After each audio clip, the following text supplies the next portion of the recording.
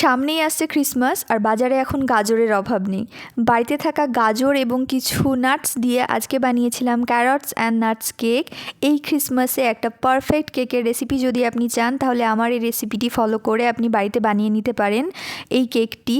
আর আমি গ্যারেন্টি দিয়ে বলতে পারি, আপনি যদি একবার আমার রেসিপি ফলো করে কেকটা বানান তাহলে আপনার গ্যাসের চুলাতেই ওভেন ছাড়া পারফেক্টলি কেকটা তৈরি হবে। তো চলুন শুরু করা যাক। প্রথমেই হাফ কাপ চিনি নিয়েছি, যার মধ্যে দুটো ছোটো এলাচ, এক টুকরো দারুচিনি দিয়ে ব্লেন্ডারে গুঁড়ো করে নেব।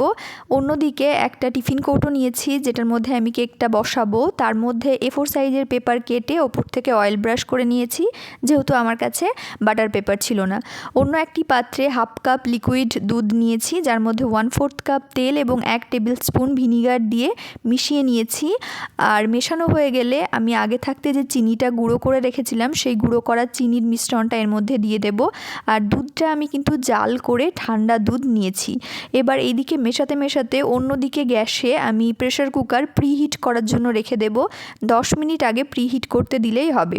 এখানে কিন্তু ছোটো এলাচ এবং দারুচিনি অবশ্যই ইউজ করতে হবে, কেননা আমি কোনো ভ্যানিলা এসেন্স সেখানে ইউজ করছি না।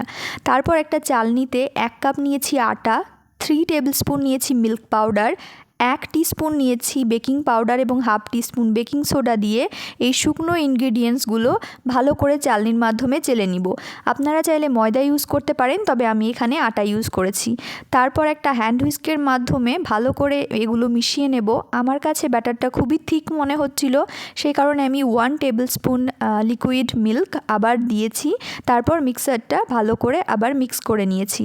তবে চেষ্টা করবেন কেকের ব্যাটারটা ঠিক রাখার, কেননা যেহেতু আমরা এখানে গাজর ইউজ করছি, গাজরে একটা এক্সট্রা ময়েশ্চার থাকে।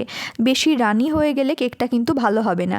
তারপর যেই কাপে নিয়েছিলাম আটা, সেই একই কাপে আমি 1 কাপ গ্রেট করা গাজর এবং তার সাথে আমার বাড়িতে থাকা যেই অ্যাভেলেবেল নাটসগুলো ছিল, যেমন খেজুর, কাজু বাদাম, কিশমিশ, আখরোট, সমস্ত কিছু দিয়ে আমার কেকের ব্যাটারটা আরও ঠিক মনে হচ্ছিল বলে আরও 1 টিস্পুন আমি লিকুইড মিল্ক দিয়ে আমি ভালো করে হালকা হাতে আমি এটা মিক্স করে নিয়েছি। তারপর আগে থাকতে প্রিহিট করা প্রেসার কুকারের মধ্যে কেকের বাটিটা দিয়ে তার উপরে কেকের ব্যাটারটা দিয়ে ওপর থেকে কিছু গাজর এবং নাটস ছড়িয়ে দিয়ে প্রেসার কুকারের ঢাকনার সিটিটা খুলে দিয়ে 45 মিনিটস বেক করে নিতে হবে।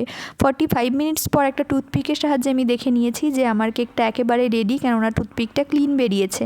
আপনার কাছে যদি টুথপিকটা একটু আঠালো বেরোয়, মানে ব্যাটার সহ বেরোয়, তাহলে 5 থেকে 10 মিনিট একটু বেক করে নেবেন। আর এই কেকটা নামানোর পরে অন্ততপক্ষে 10 থেকে 20 মিনিট ঠান্ডা করে নেবেন, তারপরে কেকটা কাটবেন, তাহলে কেকের টেক্সচারটা অনেক ভালো হয়।